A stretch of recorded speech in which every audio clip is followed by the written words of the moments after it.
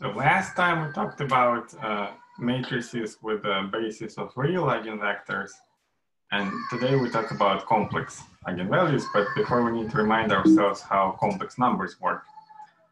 So it will be a reminder of some of the material that we had during the first week, and we'll discuss their uses in finding eigenvalues and eigenvectors, and then we'll talk about orthogonality.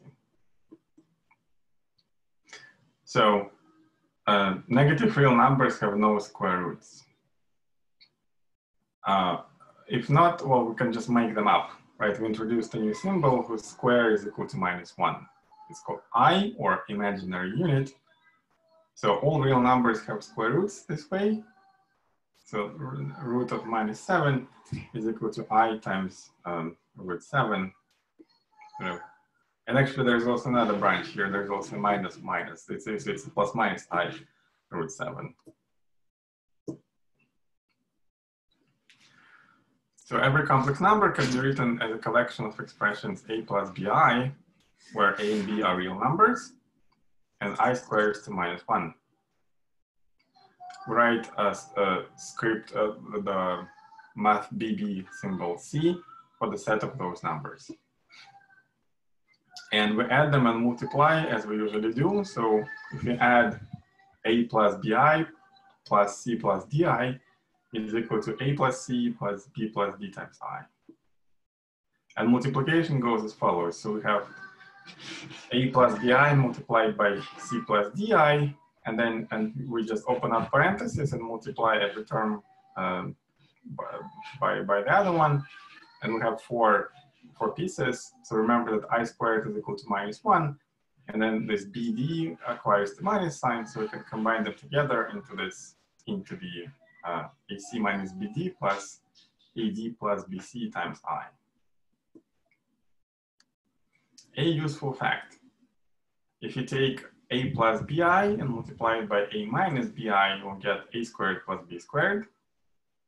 So it's non-zero as long as the whole complex number is not equal to 0, so which means that A is not equal to 0 and B is not equal to 0 at the same time. Therefore, any non-zero complex number has an inverse. See, 1 divided by A plus IB is equal to, so we can multiply and divide by A minus BI. So in the denominator, we have A squared plus B squared, as we have just discussed out upstairs. And then we can present it as the sum of A over X squared plus B squared plus I multiplied by B divided by A squared plus B squared. Yeah, okay. So is that really okay? So for the long time, even mathematicians didn't think so. But the following may reassure you. So, well, at some point we learned to count. Then we did addition, multiplication, subtraction, and division. But in terms of counting numbers, the questions, what is 1 minus 2 and what is 1/2, didn't have answers. So we just invented some of them. So now we have fractions and negative numbers, but still questions like what number squares to 2, or what is the ratio of the circumference of the circle to its diameter, did not have answers, right? So we go from integers to, from natural numbers, which goes for counting, to integers, which include negative numbers, and then we do rational numbers as numbers like 1/2 or 5/7. And then next step is to introduce irrational numbers or real numbers. And this is how we make them up, and we talked about how to do it. So the complex numbers will be the next step in this progression. So here's the theorem, due to which we love complex numbers so much. So any polynomial of the form x to the n plus a n minus 1 times x to the n minus 1 plus and so on and so forth plus a0, possibly with complex coefficients. So these numbers a n minus 1 and so on, a0 are complex. Then factors into linear factors over the complex numbers. So in other words, it has exactly n solutions. That is, there are complex numbers R1 through Rn. Some of them may be coincident, may be the same, such that this polynomial is equal to the product of these linear factors. Example, x squared plus 1 factors into x plus I multiplied by x minus I.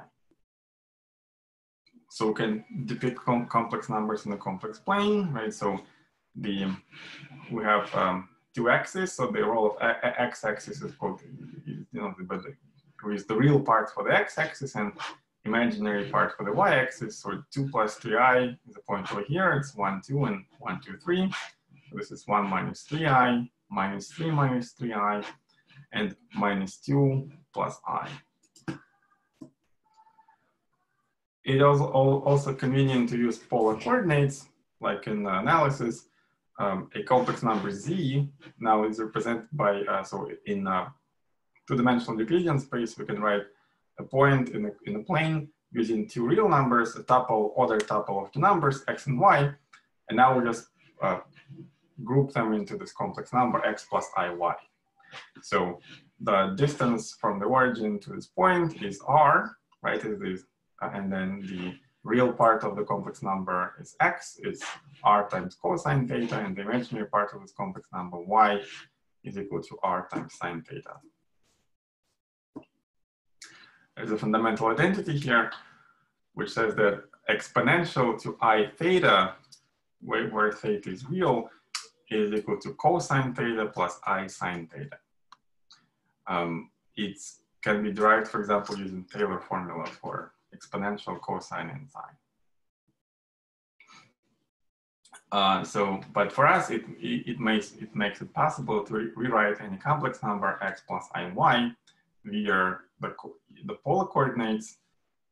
So it's r cosine theta plus r sine theta. So remember, this is x and this is y.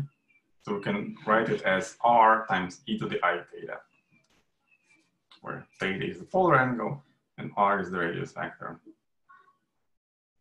Yeah, so theta is equal to inverse tangent of y divided by x. Yeah.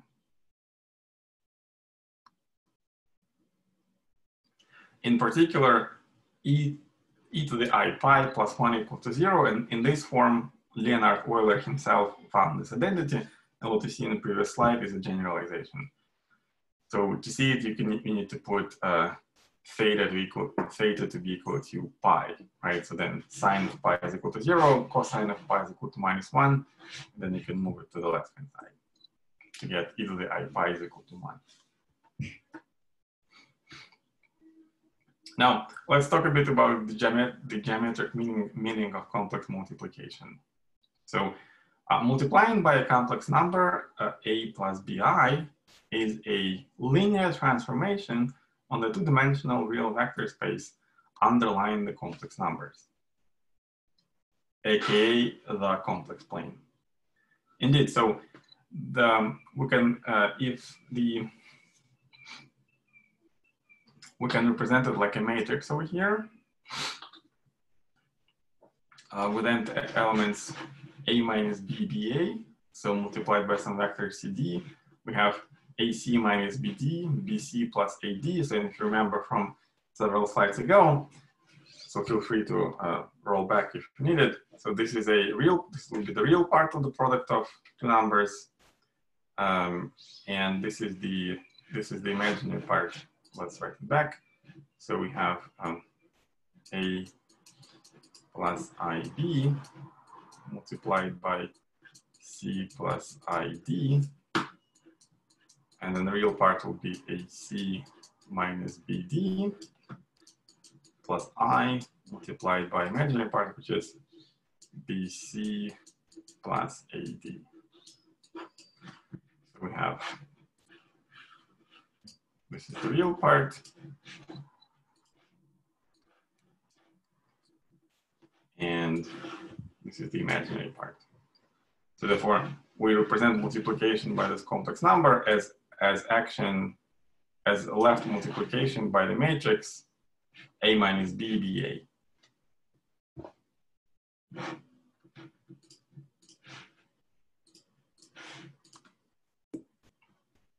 Now, let's see what's going on in the polar form. So remember that A is equal to R cosine theta, and then B is equal to R sine theta. So that's how we can represent this matrix.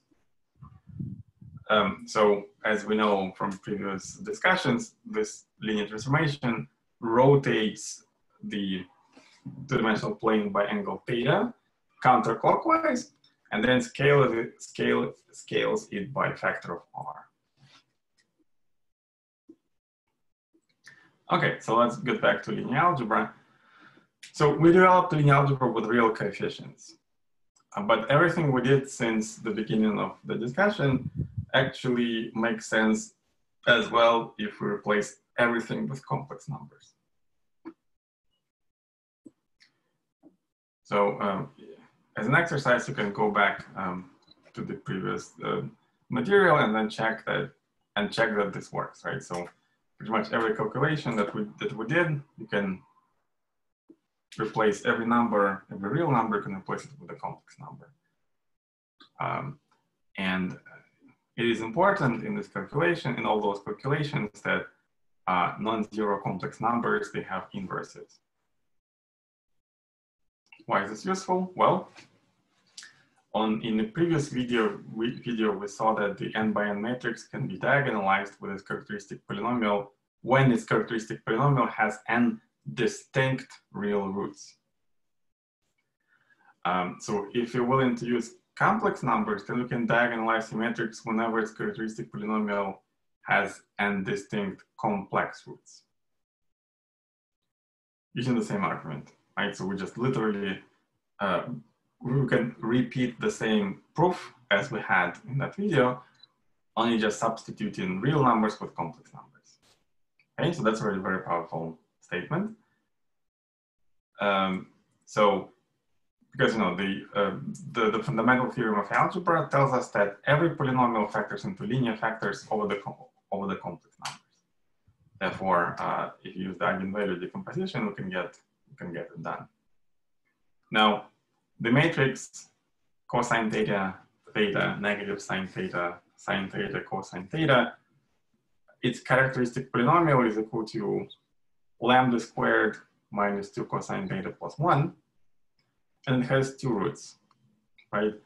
If you solve the quadratic equation, you'll get exactly e to the plus and minus I theta. You can check that. So it has no real eigenvalues, right? So unless theta is equal to 0, right, then there are no real eigenvalues, because e to the plus or minus I theta would necessarily contain imaginary part. And it means geometrically that rotation preserves no line, but it can still be diagonalized over complex numbers. So in the real world, we're interested in distances, the lengths, but in abstract world of vector spaces, we need to define what length means. So in R1, it's easy. You just use the absolute value. In Rn, we can use Pythagorean theorem to just measure the distance from the point by summing the squares of its coordinates and taking the square root. That's what is, you know, it's one of the proofs of the Pythagorean theorem. You're probably aware of the fact that there are like order of 1,000 or so different proofs. So here is one of them, right? So that it shows you that the a squared plus b squared is equal to c squared, right? So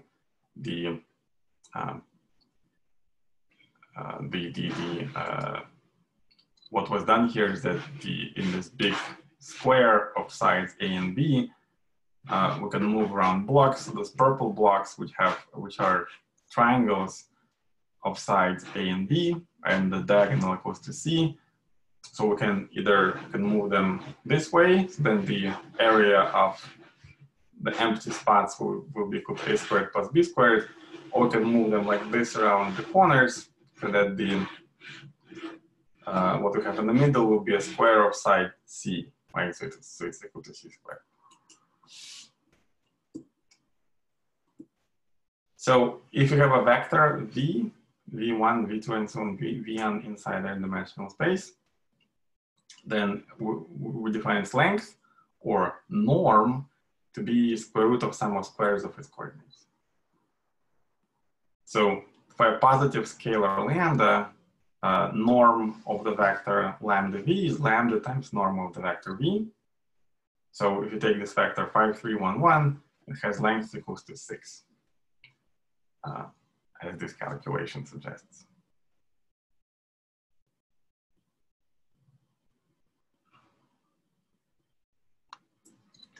Some exercises. Calculate lengths of a zero vector. Well, not surprisingly, it's equal to 0. Vector 1, 1. It's square root 2.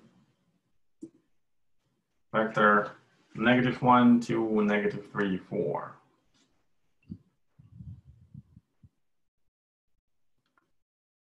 So that's equal to square root 30.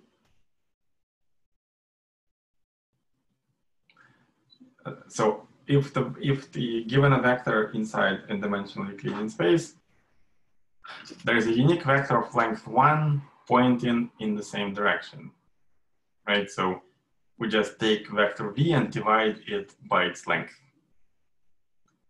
So you can see that by construction, its length is equal to 1.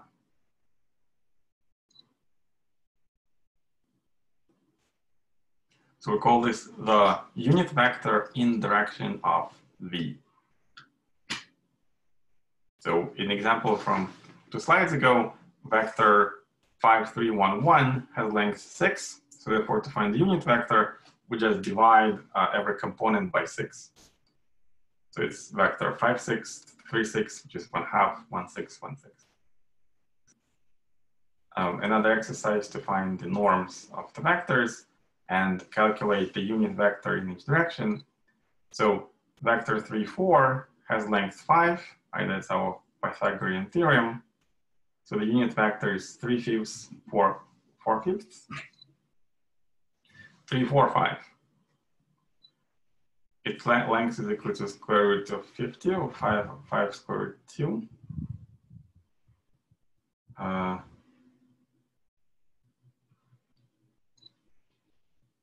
I'm sorry, I think there's a typo here, right? So it's not,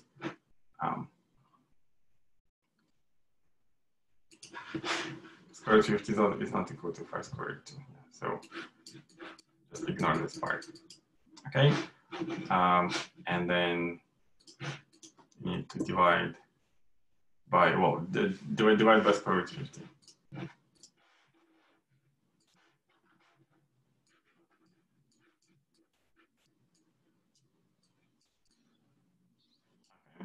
Well, you got the idea.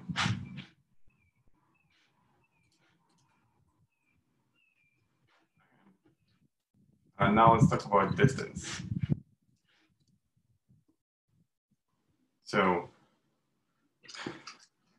the notion of length of vectors determines the notion of distance in n-dimensional Euclidean space.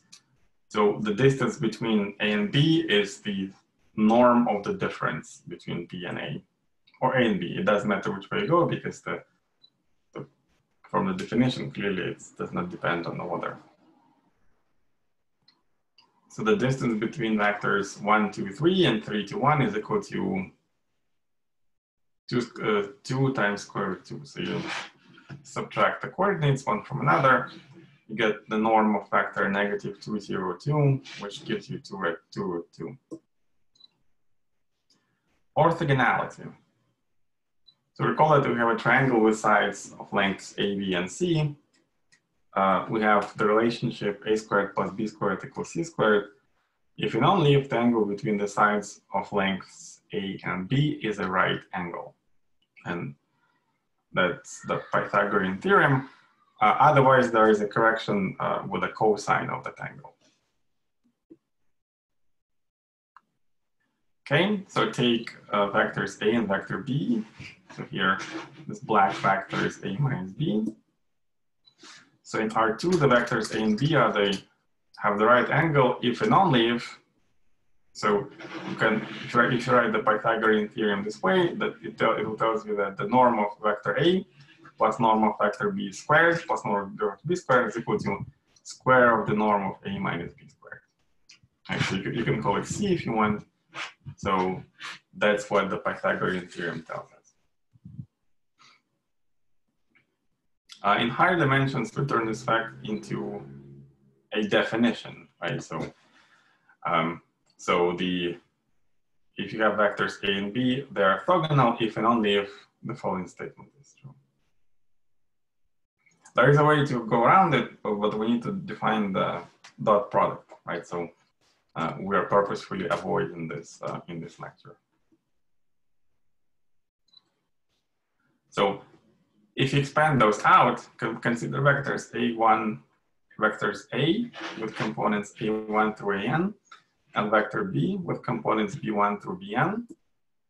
Like this, you have absolute value of A squared plus absolute value of B squared is just sum of squares of components, and A minus B absolute value squared will be equal to sum of squares of each of the difference, which will give you A squared, AI squared plus BI squared minus 2 AI times BI. So if you subtract this from that, you'll get twice the sum of sum I AI dot BI. So we want this to be 0, right? So A and B are orthogonal if and only if sum of over I from 1 to n, AI times BI is equal to 0. Definition. So we define A dot B as a dot product, right? So it's the sum of the products of the components. So vectors A and B in Rn are orthogonal if and only if the dot product between these two vectors is equal to 0. Let's talk about the properties of the dot product. So we nevertheless discuss them in this lecture. So if you take a vector A and dot it with itself, to get absolute value of A squared, and it's the sum of squares of components of A. The norm of A plus B, right, is equal to, well, using the calculation, is this, there's a square here, there's a typo. Square of the norm of A plus B is equal to sum of the square of the of norm A plus square of norm B plus twice the dot product of A and B. And then if you take, and then dot product is a linear operation. So if you take vector A and dot it with CV plus DW, you get C times A dot V plus D times A dot W.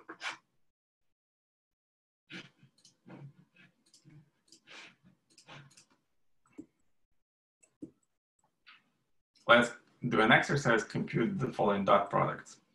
1,2 times dot 3, 4. Right, so that's 1 times 3 plus 2 times 4, it's equal to 11.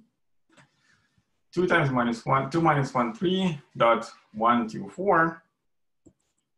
That's 12. Now you can ask yourself whether the vectors are orthogonal. 1, 1, 0 and 0, 0, 1. So the dot product is equal to 0. So yes. How about 3, 1, 4 and 2, 1, 1 minus 2, 1, 1? Dot product is not equal to 0. So therefore the answer is no. From grade school, you probably know this theorem about a law of cosines. So if the angle is not equal to 90 degrees, then the Pythagorean theorem has a correction term in the right-hand side. You subtract 2 times AB times cosine of this angle between A and B. So to say it differently, it's the following formula in terms of norms of vectors A and B. And then on the other hand, we saw that the following statement is true, that B minus A absolute value squared, norm squared is equal to norm A squared plus norm B squared minus 2A dot B. Right, which leaves us with the following statement that A dot B, the dot product, or is sometimes also called scalar product, is equal to norm of A times norm of B times the cosine of theta between A and B. So we can use this to find angles between vectors. So the angle theta between vectors 1, 2, and 3, 4 can be determined by this cosine theorem.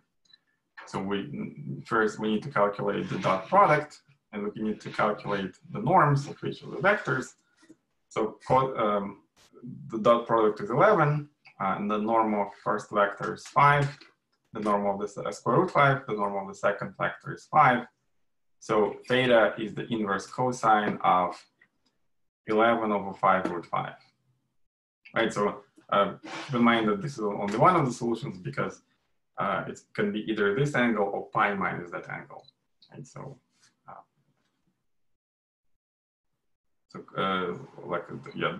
this angle or minus angle, it depends up to sort of defined up to its side. Okay, so yeah, cosine of this angle is equal to 11 over 5 root 5.